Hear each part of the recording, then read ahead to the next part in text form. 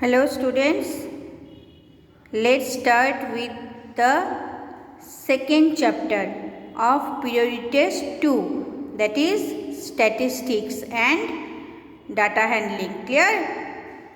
So now this chapter already you have learned in class 7, in 6 also I think. So here same things it has been described again, but little bit elaborately it has described, and some more new things you will also get over here. Okay, now statistics. What is statistics? If I ask you what is statistics, that means you are learning statistics chapter, you will practice statistics chapter. So first of all you have to know what is statistics. Now in our present day society, what do you know? It is essentially information oriented. Everywhere you have to collect the information, you are getting the information, yes or no? So in various fields we need information, clear or not? If you have to go to bank or if you have to do any work, at first what do? You are collecting the information.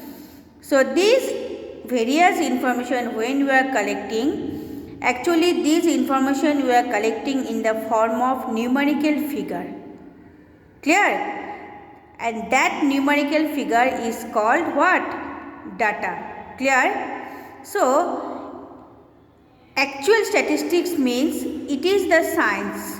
You can consider it as science which deals with the collection, presentation, analysis and the interpretation of numerical data.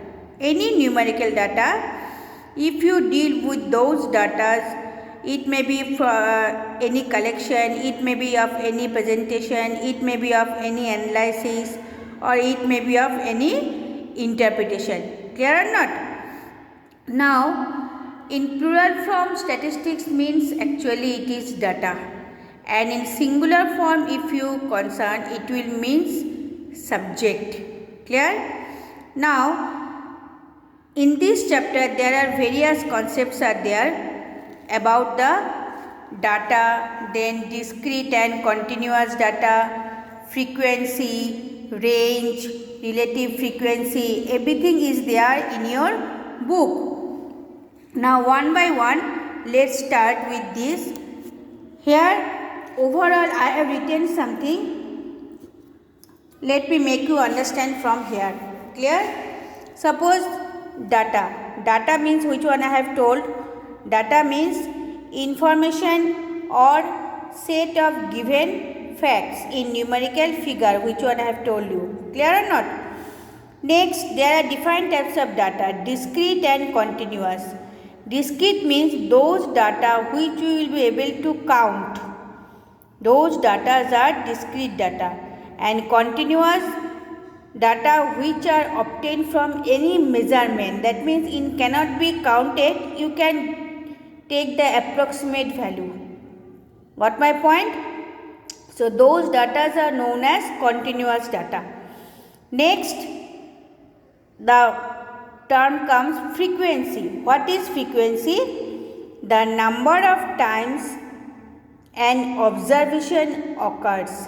That means when you find the frequency, when you collect the data, that means each data how many times it occurs, that is known as what?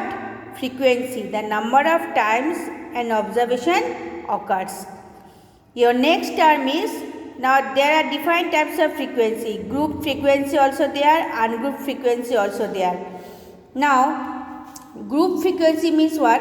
Whatever the data you will collect, if you arrange those data in a tabular form or means if you collect on means condense the data in a group form, clear, showing the frequency distribution of each observation, that is known as group frequency distribution. Got my point?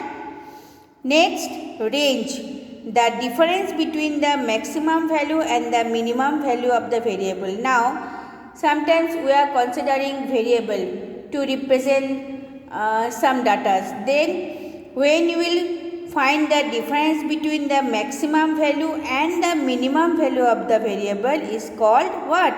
Range. Next term is their frequency relative frequency. Relative frequency means what? How to find the relative frequency? If frequency of each item by total frequency. If you apply this formula, then you will get the relative frequency. Clear? Next, some more terms are there: class interval, class size, class mark and class frequency. So, these all will related with the frequency distribution. That means when you arrange all the data in a grouped form or in a tabular form, then these things you have to keep in mind. Now, class interval means what? Each group into which the raw data is condensed is called the class interval. That means which one class interval you will consider. There will be lower limit and upper limit. In which way you will consider the class interval, that is known as class interval. Clear? Their lower limit will be also there, upper limit will also there. And that one you have to decide by seeing the raw data, means original data. By seeing the original data in the numerical form, you have to decide which class interval you will consider. Next one, class size. The difference between the true upper limit and the true lower limit of the class interval. In the class interval, you have to see which is the lower limit and which is the upper limit. Difference between those is known as what? Class size. Next is their class mark, mid value of the class interval. That means upper limit plus lower limit divided by 2. If you use this formula, you will get the mid value of the class interval. That means sometimes you will not get the exact class interval. Then you have to find out the mid value. Then you have to apply this formula. Clear? And the last is their class frequency. The frequency of the class interval. That means against of each class interval, which one frequency will be there, that is known as class frequency. Clear? So, these are the basic things from the statistics, which one you have to know beforehand. This concept should be totally clear to you. So, when this concept will be totally clear to you, next only I will move how to find out the frequency distribution. So, I think you all of you know about the telemarks also. There I will use telemarks. So, first everyone take the clear concept of these terms. What is statistics and these terms related with the statistics. Clear? It's a very important, means in our daily life we have to use statistics only, means everywhere we have to collect the information. Without collecting the information, we won't be able to do anything. And now in this situation, in this pandemic situation where everything is going through information only, through online, so here these will apply more. Clear or not? So you have to take the clear concept of each and everything.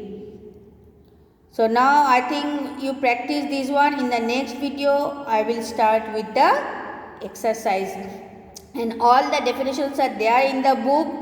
So that's why I will not attach any documents for that. You can see from here only.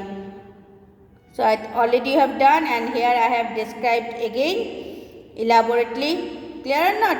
So you practice, students. Next video I will start with the exercise. Thank you.